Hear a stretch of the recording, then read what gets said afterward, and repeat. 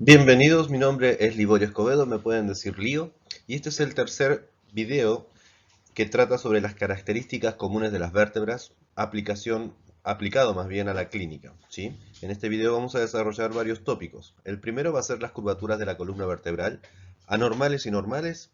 El segundo va a ser la comprensión de las estructuras, la compresión, no la comprensión, eso lo hicimos antes. La compresión de las estructuras del foramen intervertebral, que es un foramen que venimos describiendo desde el primer video.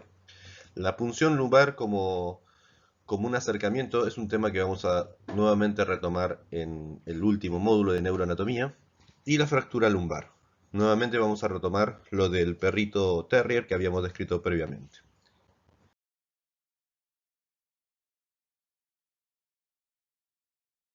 Lo primero que tenemos que dejar en claro es que cuando hablamos de anatomía desde una perspectiva clínica, no estamos esperando diagnosticar ni tampoco estudiar una patología específica, sino que a través de lo que nosotros sabemos o que aprendemos desde lo estructural y anatómico, podemos identificar entonces patrones o formas distintivas patológicas. Bien, dicho esto, vamos a analizar el primer aspecto clínico que ustedes tienen que identificar de lo que significa columna vertebral y sus vértebras comunes.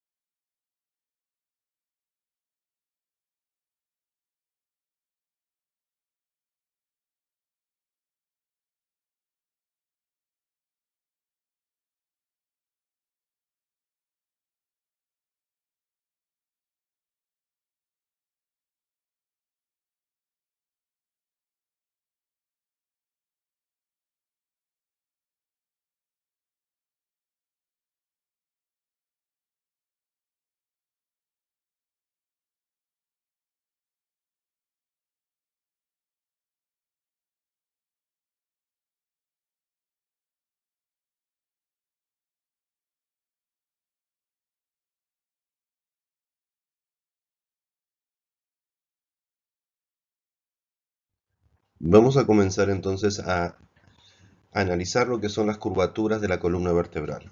En principio las normales, para luego identificar lo que sería una curvatura anormal. En celeste vemos una persona en posición anatómica en la que podemos describir lo que nosotros ya conocemos como lordosis cervical, sifosis torácica, la curvatura lordosis lumbar y nuevamente una sifosis pélvica. En la imagen que está a la derecha hay una sifosis pronunciada, una curvatura aumentada. Esta curvatura es precisamente está a nivel de las vértebras torácicas. Esto es lo que nosotros comúnmente denominamos joroba. Pueden tener diferentes tipos de orígenes. Puede ser desde una postura incorrecta, puede producirse por una osteoporosis, un raquitismo o un estado de tuberculosis diseminado ya avanzado. Hay muchos factores que pueden producir que la sifosis torácica se pronuncie.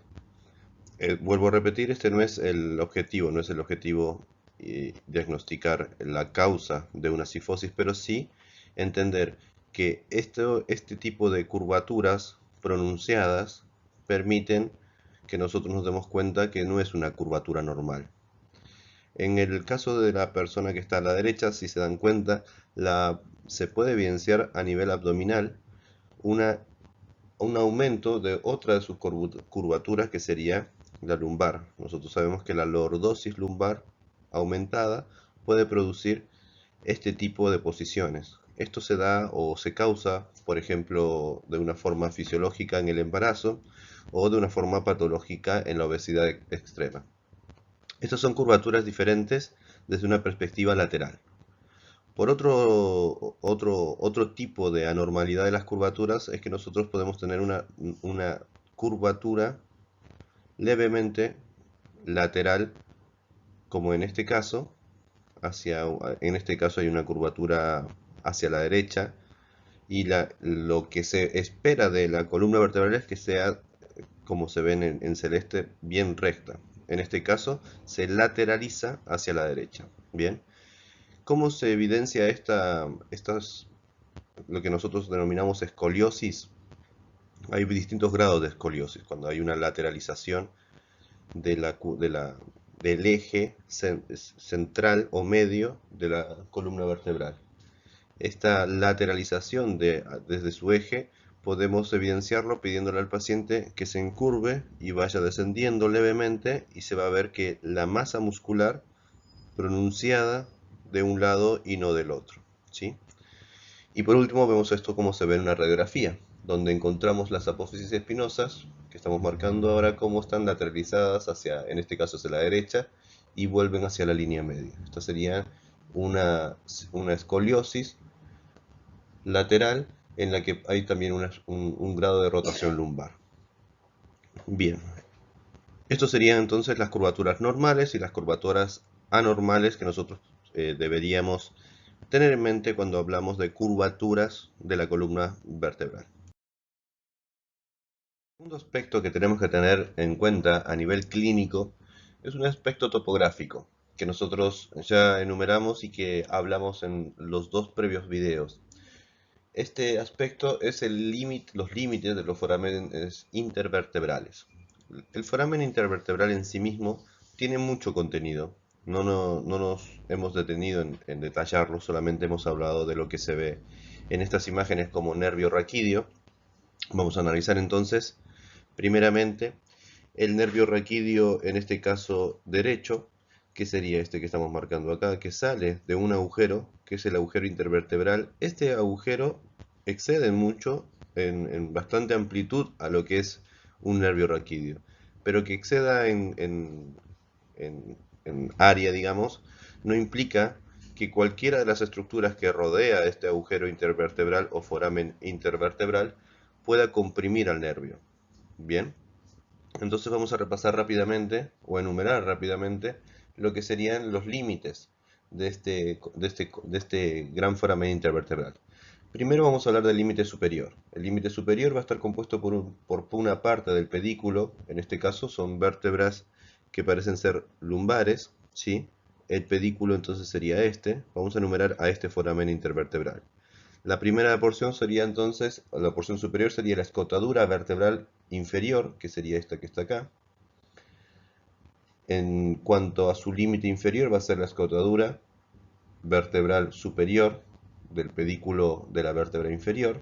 El límite anterior va a ser el disco intervertebral, la parte inferior, digamos la parte inferior y lateral del cuerpo de la vértebra superior, que sería todo esto, la parte inferior del cuerpo de la vértebra, y la parte superior, en el caso de que sea una escotadura amplia, la parte superior y lateral del cuerpo de la vértebra inferior. Recuerden que esta pequeña pronunciación del cuerpo no se va a ver en una vértebra torácica.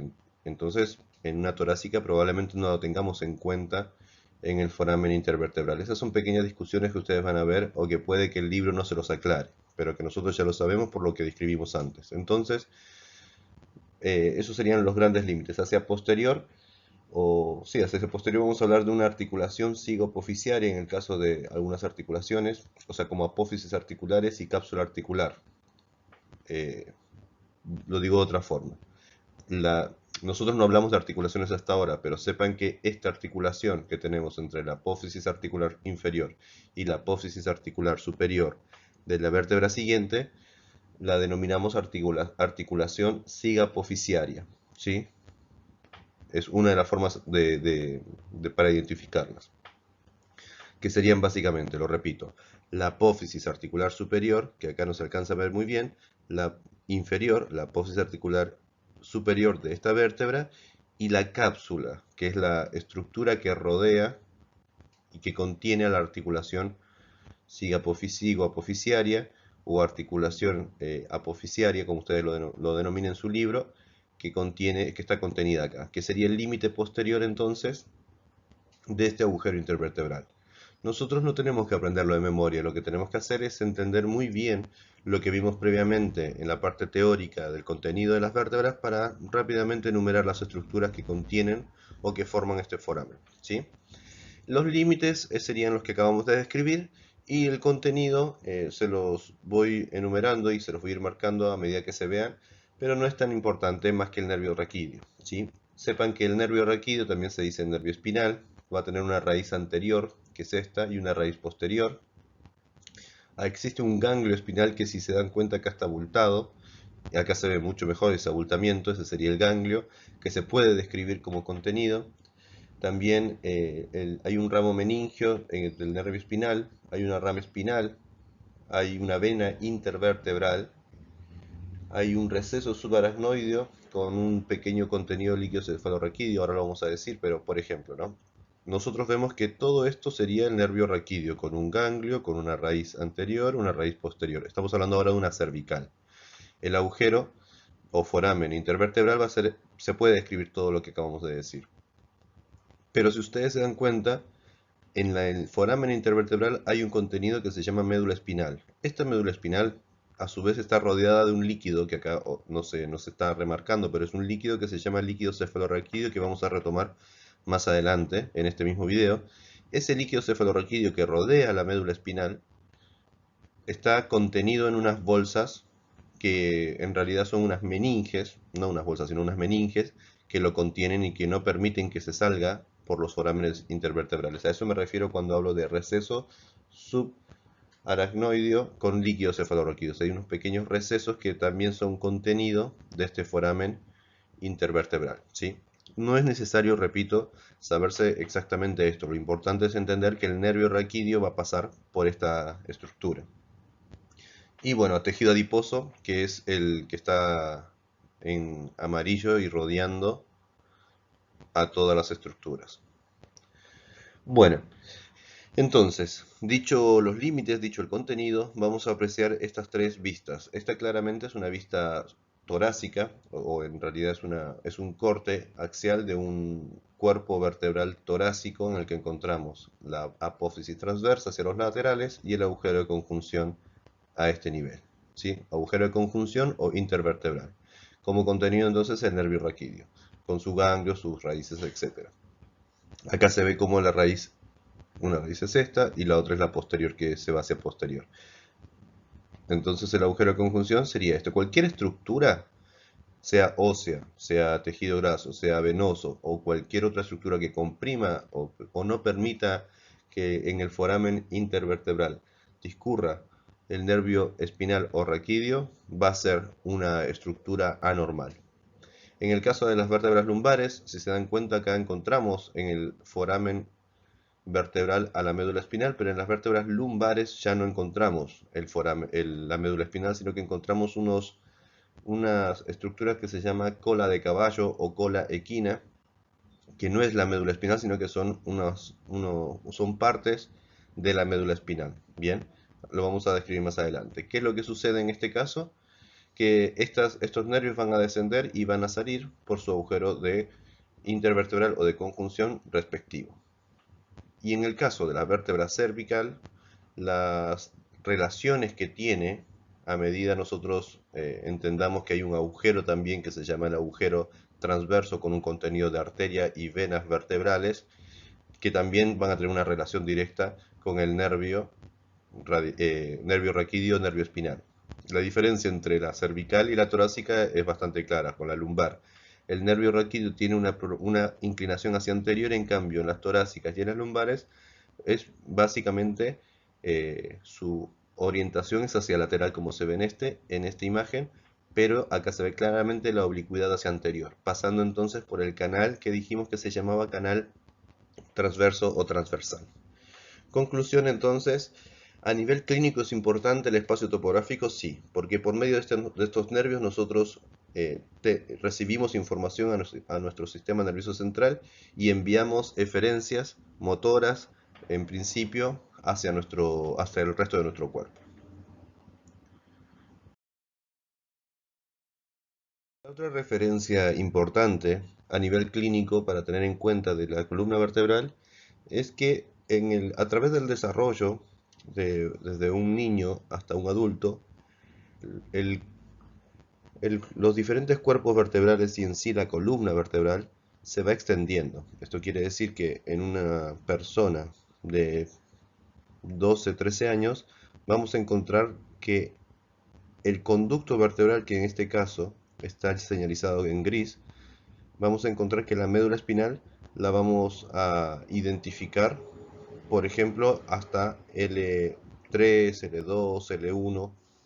En cambio, a medida que el niño se va desarrollando, esta médula espinal no tiene el mismo desarrollo que un niño. El niño va creciendo, se va agrandando su longitud de la columna vertebral y la médula empieza a quedar cada vez más arriba en el conducto. Es por esto que nosotros, cuando necesitemos tomar una muestra del líquido cefalorraquídeo que les había nombrado hace un momento, vamos a tener o a intentar ingresar a nivel lumbar. Lo vamos a decir de otra forma.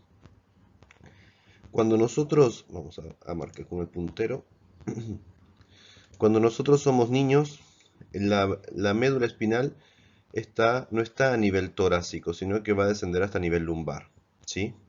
El conducto vertebral que contiene a la médula espinal tiene una extensión que se va a ampliar a medida que nosotros nos desarrollemos y a medida de que la columna vertebral se crezca a nivel longitudinal. Bien, la médula espinal no crece en conjunto con los cuerpos vertebrales y con la columna vertebral. Esto quiere decir que se mantiene el mismo, en un tamaño bastante parecido a nivel niño, adolescente, adulto o joven. En este caso, en un niño, nosotros vamos a tener una médula espinal que desciende hasta las lumbares. En cambio, en un adulto, no. Esa es la primera conclusión. ¿Esto por qué es importante? Porque nosotros, en el día en que nosotros necesitemos tomar una muestra del líquido cefalorraquídeo, que es el líquido que se encuentra dentro del conducto, vamos a ingresar en un adulto a niveles diferentes que a un niño, precisamente porque no queremos tomar una muestra del líquido cefalorraquídeo con el peligro de poder llegar a punzar lo que sería la médula espinal. Es por esto que cuando nosotros tomamos el líquido cefalorraquídeo en un adulto, vamos siempre a buscar las lumbares y en caso de que sea un paciente pediátrico, vamos a tener la delicadeza de entender esta diferencia, que por ser un niño y por no haber tenido el desarrollo completo, es probable que la columna vertebral, al ser más pequeña y no tan larga longitudinalmente hablando, tengamos médula espinal a niveles lumbares, ¿sí? Esto es como a grandes modos lo importante, el concepto grande que se tienen que llevar ustedes. El otro concepto gigante y que lo vamos a repetir después más adelante en el último módulo de neuroanatomía. El otro concepto gigante va a ser el ingreso. Nosotros vemos que las vértebras lumbares, este sería L5, L4, L3, L2 y L1, casi siempre se hace inferior a L2, ¿sí? Por medio en este caso se ve como una jeringa. Esto ingresa en qué parte de las estructuras óseas, justo por debajo de las láminas, ¿sí? Las láminas van a ser nosotros el punto que vamos a tener como referencia de ingreso al conducto vertebral. Vamos a describir más adelante que hay unos ligamentos, que en este caso se llama ligamento amarillo, que va a ser perforado para poder ingresar, pero eso lo vamos a describir más adelante. Bien, este es un punto a tener en cuenta, un punto clínico a tener en cuenta, muy, muy importante.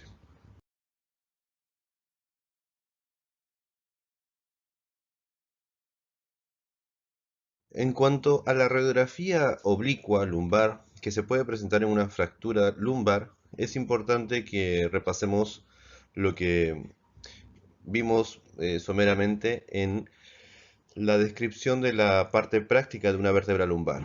Bien, ya esto lo vimos, pero es importante marcarlo. Lo que acabamos de marcar es el pedículo. ¿Se acuerdan que habíamos dicho que la superposición de lo que serían las estructuras del pedículo izquierdo van a ser el ojito del perrito terrier que habíamos descrito previamente? El hocico va a ser entonces la apófisis costal de la vértebra lumbar. La orejita va a ser la apófisis articular superior. La pata va a ser la apófisis articular. Este no sería la pata, sino que sería el cuello del perrito, que era la estructura que nos importaba si estaba o no fracturado.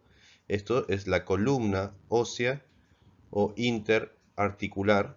¿Por qué interarticular? Porque tenemos la articulación superior izquierda y la patita inferior, que sería la articulación o la apófisis articular inferior. Apófisis articular superior, apófisis articular, perdón, apófisis articular superior, apófisis articular inferior. Y este sería por eso la estructura interarticular. Bien, recuerden que cuando se ve que el perrito tiene como un collar, significa que hay una fractura lumbar.